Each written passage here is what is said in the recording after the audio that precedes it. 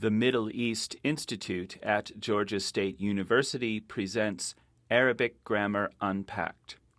In this lesson, we will be discussing the root pattern system, one of the most fundamental aspects of the Arabic language.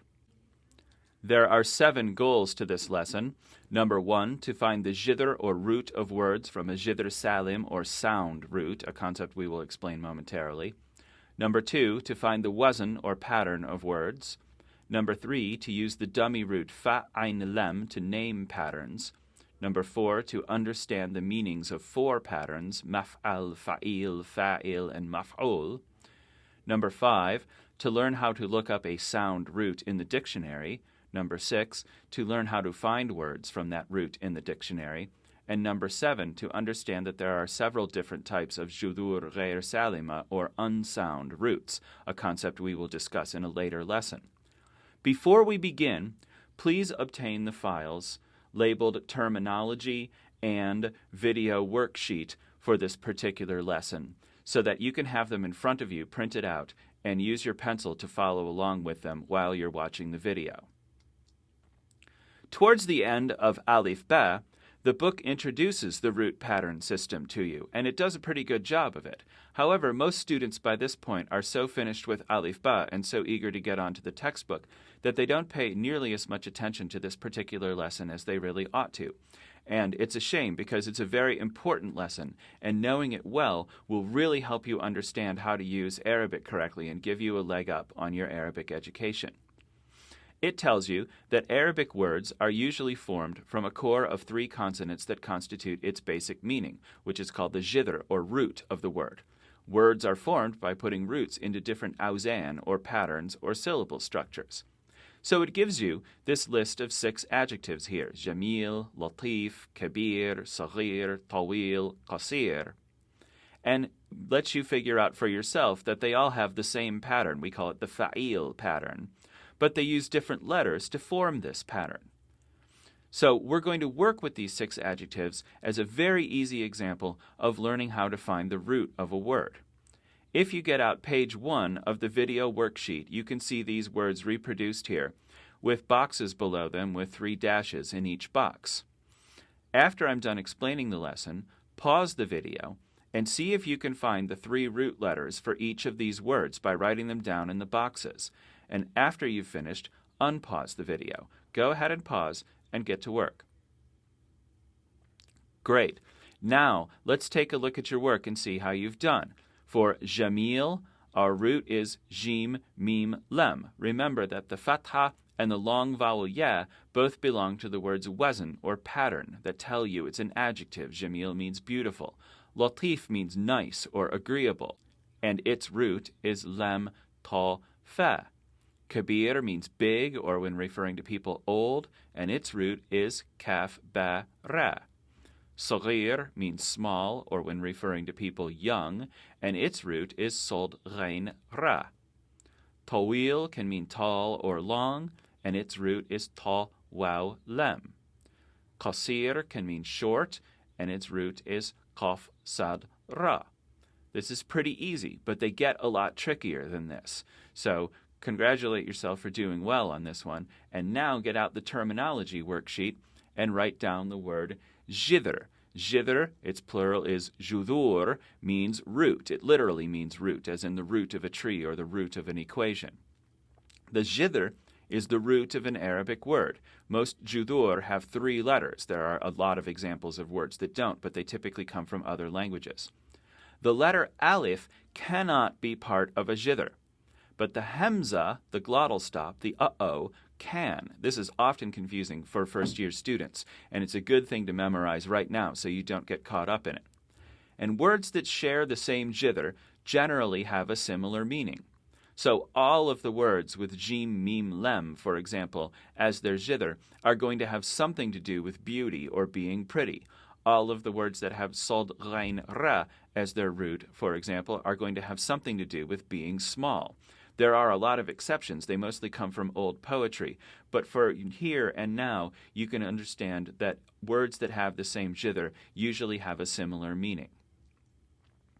Alif Ba then asks you to use the Arabic-English glossary and look up some words. Looking up words in alphabetical order is a lot harder in Arabic than it is in English, because we don't look up words in alphabetical order. We look them up in alphabetical order by root.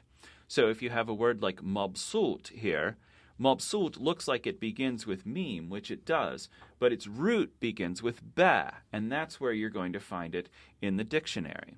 So we'll skip over this drill for right now and move on to one that's a little easier so we can get you slowly into the idea of roots and patterns without having to deal with really complicated words first. So let's take some of the words from that particular list of words and find their roots. If you look at these words here, you can see that many of them are pretty easy to find the roots for because they don't have any other letters in them. If you look at video worksheet page 2, you can see that many of these words are here, so you can follow along at home. Pause the video and write the root letters in the proper boxes. Good. Now let's go look at these root words. For rajul, or man, it should be pretty easy. Ra, jim, lem. For bint, or girl, or daughter, ba, nun, ta. For walad, or boy, or son, waw, lem, dal. For mektaba, or library, you should figure out by now that a lot of times when you have mim at the beginning of a word, it's a grammatical prefix, not part of the root of the word. Its root is kaf, ta, ba, the same root as kitab, or book. Binaya, or building, its root is ba, nun, ya. And qasir, we've already done, qaf, sald, ra. Now, one thing you'll want to notice is that walad and binaya have waw and ya as one of their root letters, respectively. This makes them what we call unsound, ghair salim roots, because what will happen is when you're forming words from these roots, sometimes strange things will happen to the waw or the ya, so they present problems for an introductory Arabic student. We're going to deal only with sound roots. We call a sound root a jidr salim, and you can write the word salim down in the terminology worksheet. The plural is judur salima. So a jidr that is salim or sound has 3 consonants and no vowels, so it can't have waw or ya as one of its root letters. And also, for a root to be salim, its second and third consonants must be different. So a word like jadid or new, it has jim dal dal as its root letter, so that's an unsound root, and it's going to present some problems later on. Learning jadid by itself is easy, but learning some of the words that come from it can be a little bit complicated. So, when we have a root that does not have waw or ya in it, and its second and third letters are different, we call that a sound root, a jidr salim. And what I mean by sound here is not sound as in the sound that you hear, but rather safe and sound. It's easy to deal with. That's why it's called salim. So, now, many nouns have what we call broken plurals. Unlike in English where we add s to make the plural for most words, in Arabic we change their structure around a little bit, but you can see that they retain the same root. So look at video worksheet page 2 again and see if you can fill in the remaining roots here. These are singular plural pairs. So rajul is man, rijal is men, bint is daughter, banat is daughters, and so forth. So go through and find the roots of the remaining words here. And you can download the answers later on. Now let's take a look at another set of words. You can follow along with video worksheet page 3 and fill in the root letters of each of these words. Go ahead and pause the video. All right, let's take a look at your answers. For mabsut, we have ba, sin, ta. That one's a little bit of a tricky one because it's got a meme and a long vowel wow, and it might not be immediately obvious, but this is a really common pattern, and you'll get to know it really quickly, and you won't have any problem finding the right words. For tawila, which comes from tawil, they have the same root. Ta, waw, lem. So a table is called a tawila because it's long.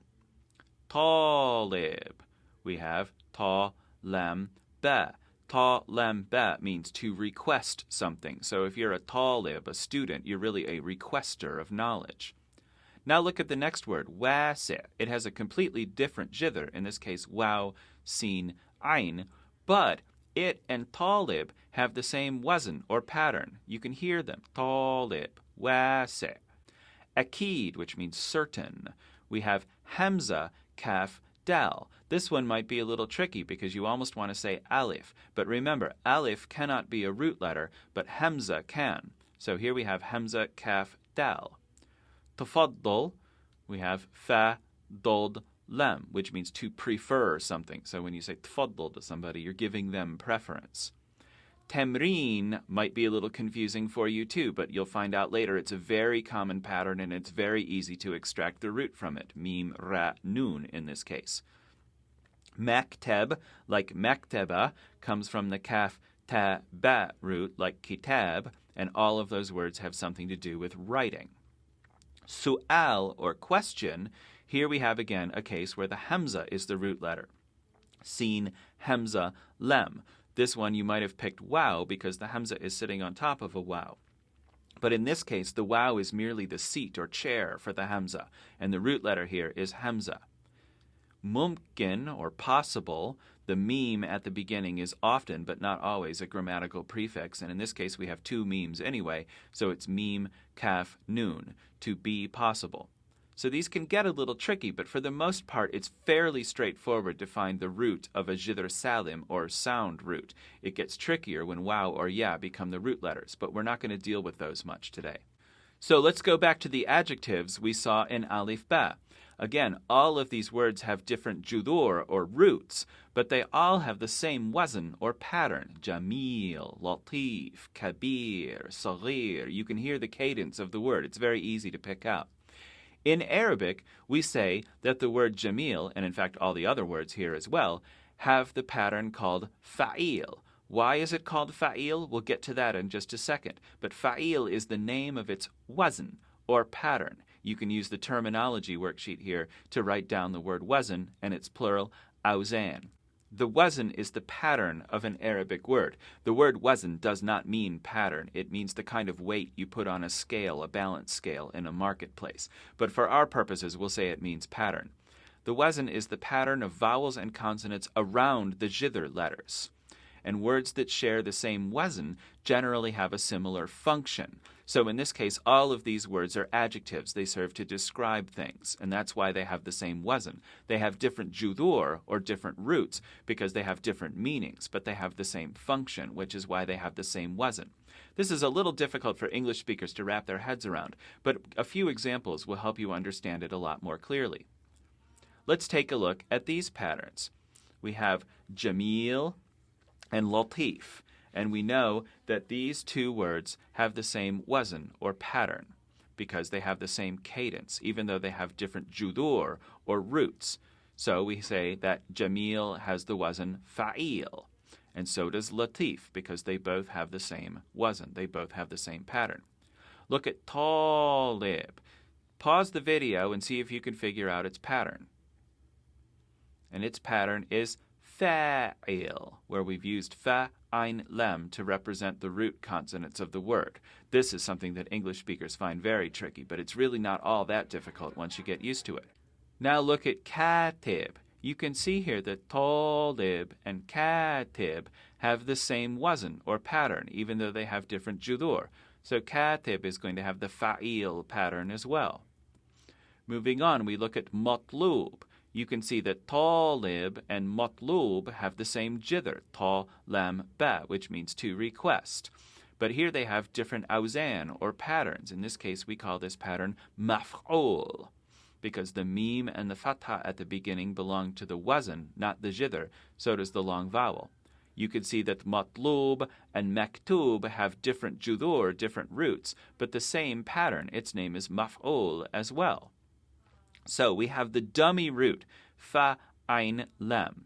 Arabic grammar gives each wazn a name, fa'il or fa'il or maf'ul.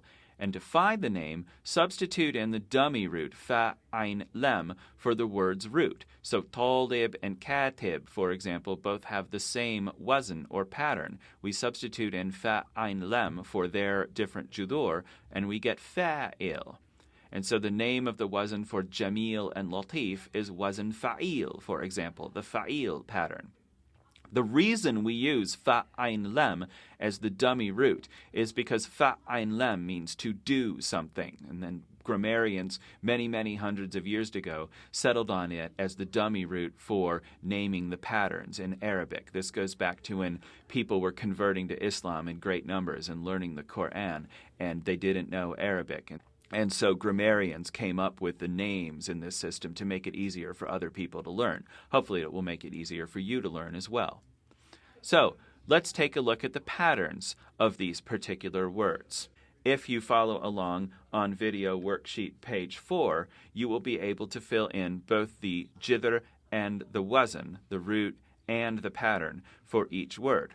So go ahead and do that and pause the video and take your time. Great. Now let's fill these in. Kitab, we know its root is kaf ta ba, and its jither is fi'al. Mekteba, its root is also kaf ta ba, and its wazn is maf'ala.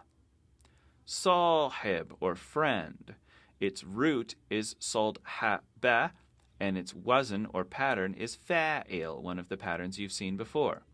Qarib, you can look at qarib and you can know it's an adjective because it has the fa'il wazn, just like all those other adjectives, and qarib has the root qaf ra ba and means close or near.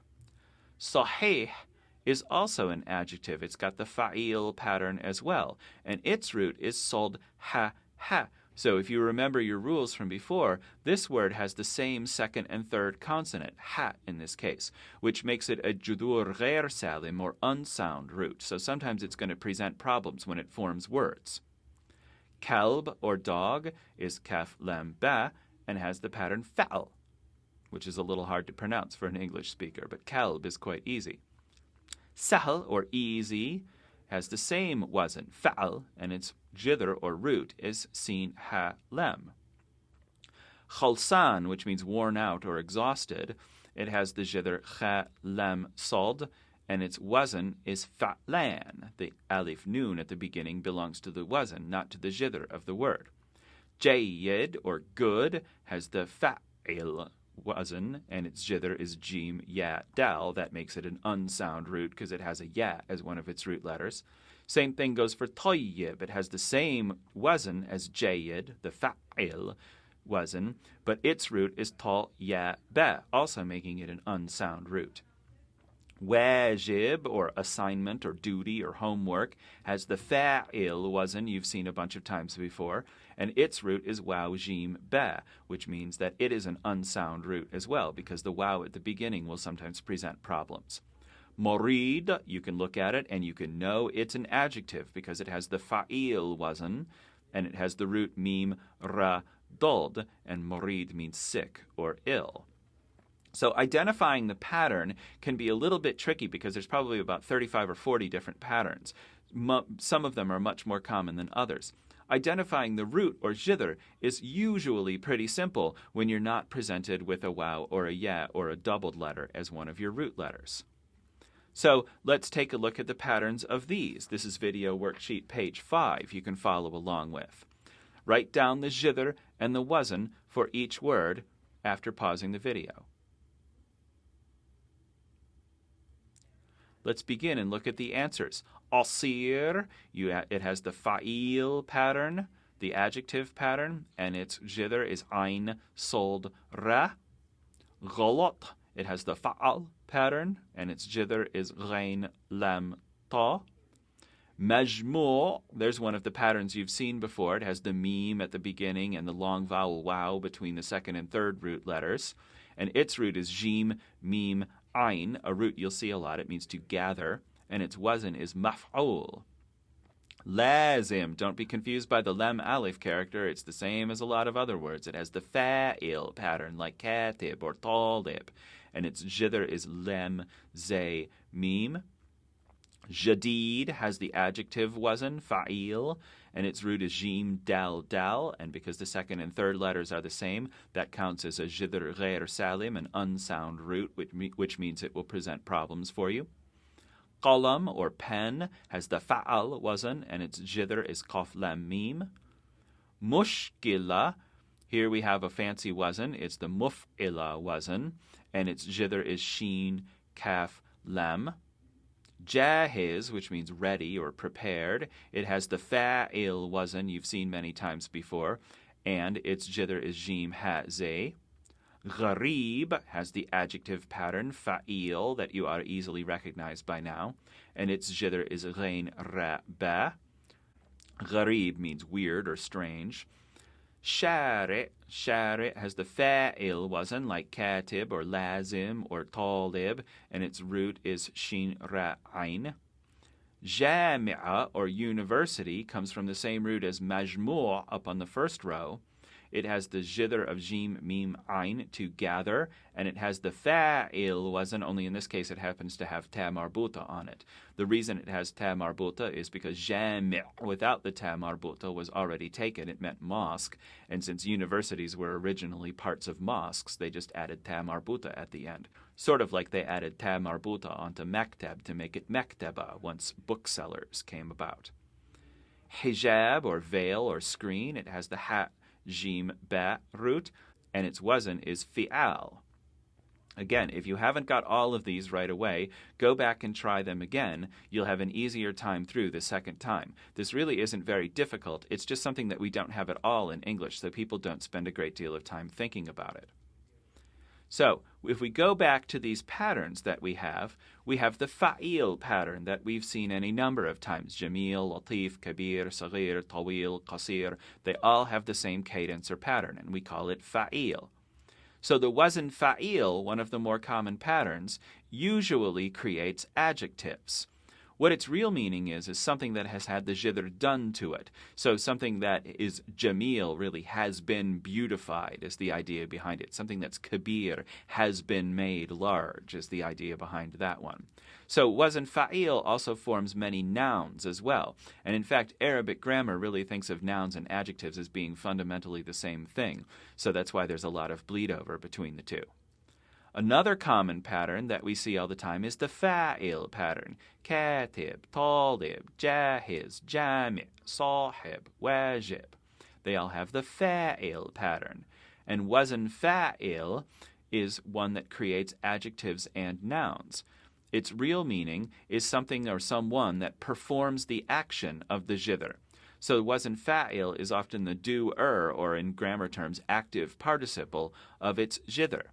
So, for example, kaf, ta, ba means to write. So a katib is the person doing the writing, a writer or an author. Ta, lam, ba means to request. So a talib is someone who is requesting, a requester of knowledge. That's why a student is called a talib.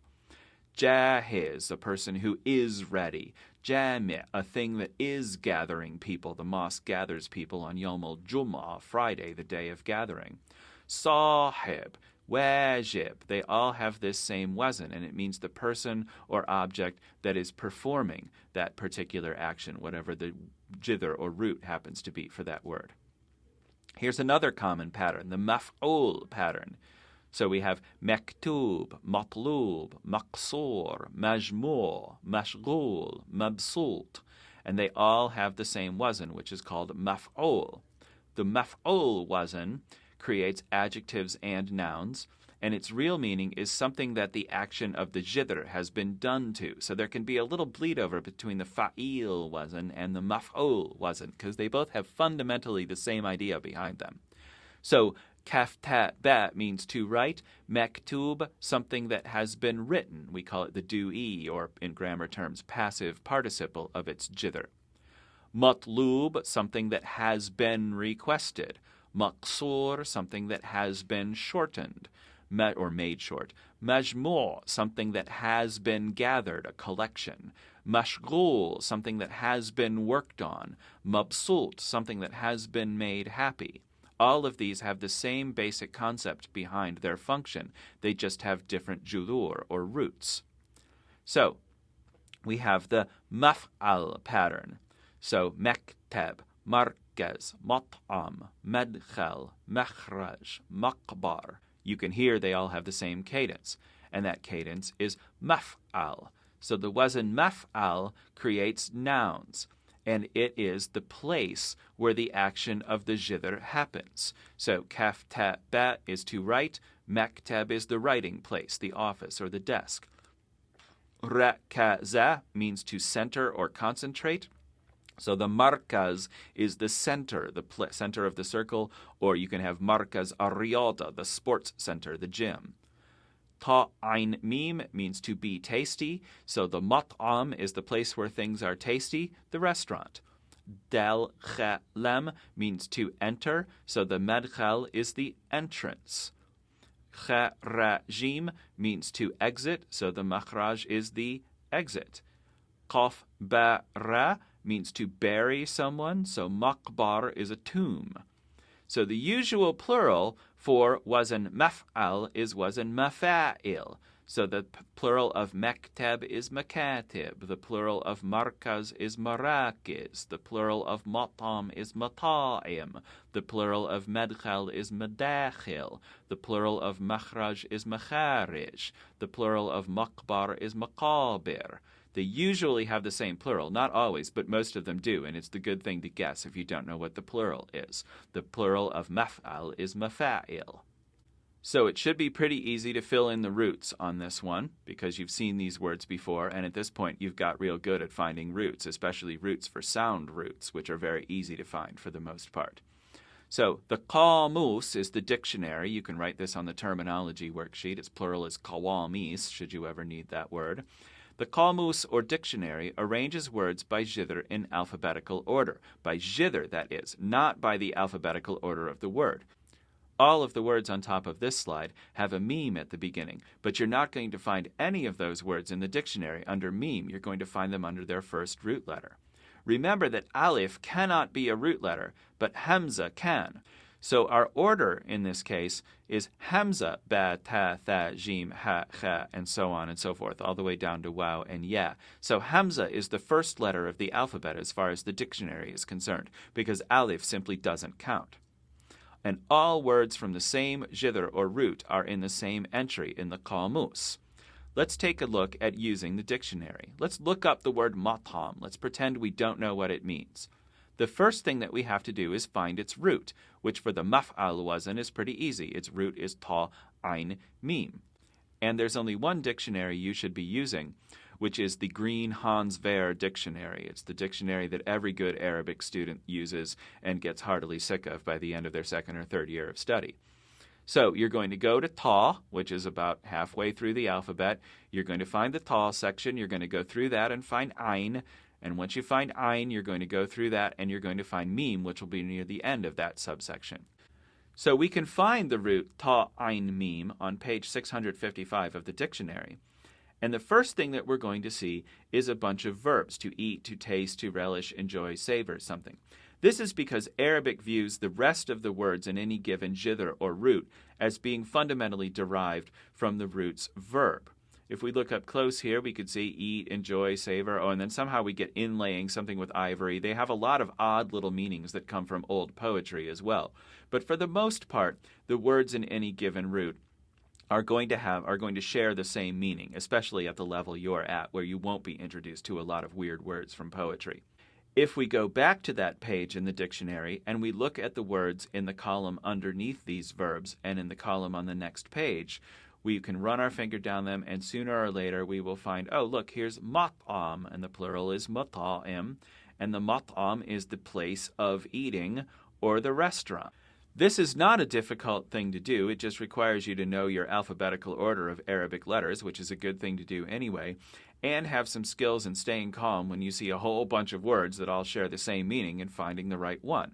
Not really difficult, but can be a little bit confusing for a non-native speaker.